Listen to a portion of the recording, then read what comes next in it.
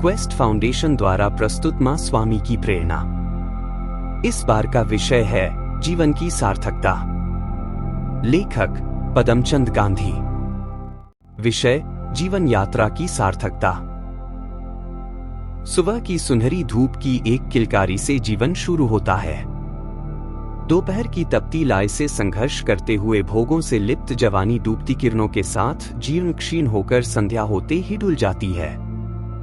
यह सच है, जन्म माता पिता की देन है तो मृत्यु श्मशान की अमानत है।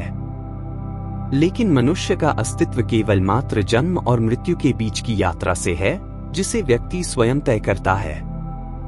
इस जीवन यात्रा को सार्थक एवं सुगम बनाने के लिए दुर्लभ मानव तन, स्वस्थ मन, प्रखर बुद्धि, विवेकशील प्रज्ञा, पांचों इंद्रिय तथा असीम क्षमता एवं साहस हमें अनंत पुण्य के फल से प्राप्त हुआ है।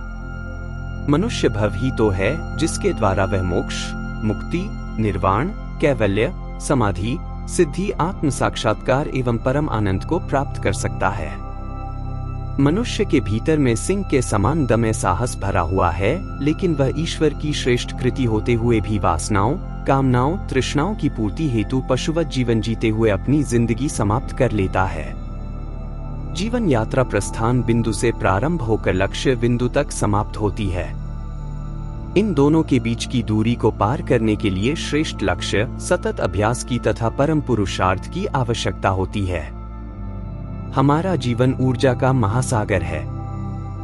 जीवन की सफलता परमात्मा की अनंतता को पाने में है, लेकिन कर्मों की प्रधानता के कारण उसके जीवन की यात्रा सुख दुख, हर्ष विषाद, उन्नति अवंती के अनेक पड़ावों से गुजरती हुई संपन्न होती है। इसके हर मोड़ पर नए एवं अभिनव चुनौती का सामना करना पड़ता है। जो व्यक्ति इसे इस रूप में स्वीकार करते हैं, वे अपने जीवन को एक आशीर्वाद में परिवर्तित कर लेते हैं। जीवन यात्रा को सार्थक बनाने के लिए साधना की आवश्यकता है, पात्रता को जागृत करने एवं सतत अभ्यास की आवश्यकता है। इसके लिए आवश्यक है श्रेष्ठ लक्ष्य का चयन। लक्ष्य जीवन की दशा और दिशा निर्धारित करता है।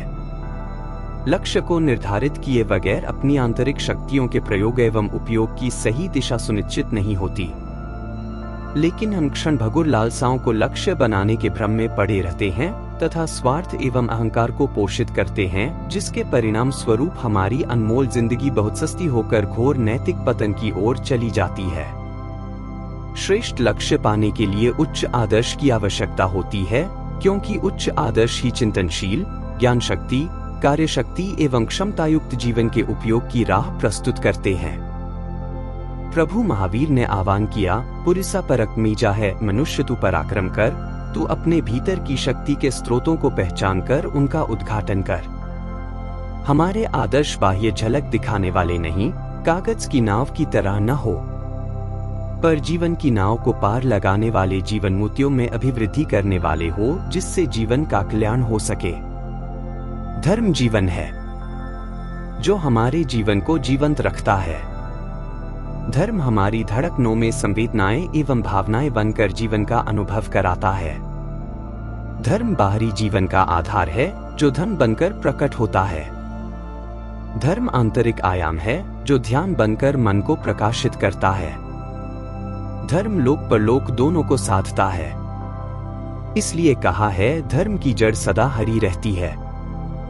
हमारा जीवन कर्म प्रधान है। कर्म ही हमारे जीवन का परिचय देने वाला है तथा कर्म से ही जीवन परिभाषित होता है।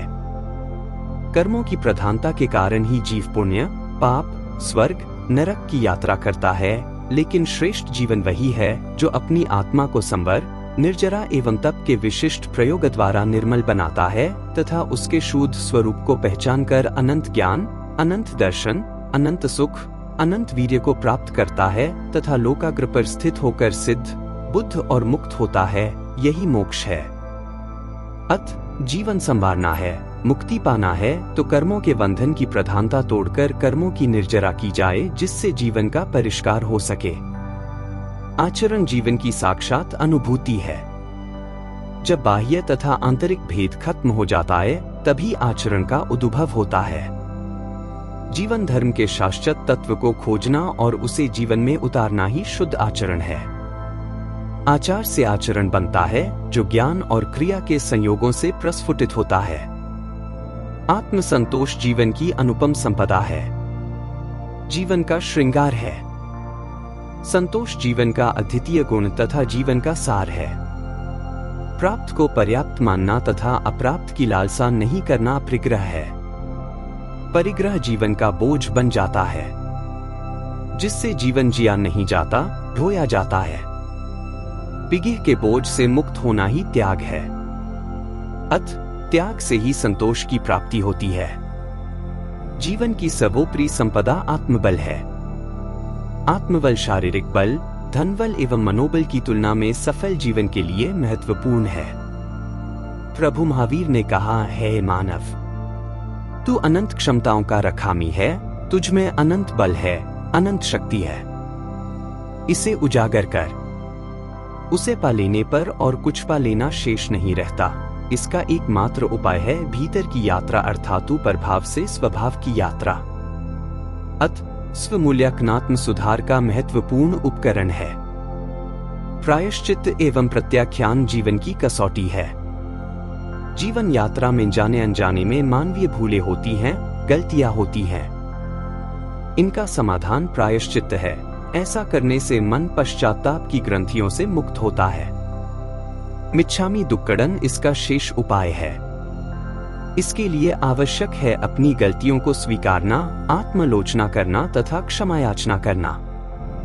जब पापों का प्रायश्चित तथा भूलों को स्वीकार कर लिया जाता है तथा आगे ऐसी भूल गलतियां न हो, तब उन्हें रोकने के लिए प्रत्याख्यान ले लिए जाते हैं कि मैं ऐसा फिर दोबारा नहीं करूंगा। ऐसा संकल्प नियम ही प्रत्याख्यान कहलाते हैं। इस प्रकार स्पष्ट है, जीवन के प्रस्थान बिंदु से लक्ष्य बिंदु की यात्रा को सार्थक बनाने के लिए भीतर की पात्रता को प्रकट कर अपने चरम लक्ष्य तक पहुंच सकते हैं। यही जीवन की सार्थकता है।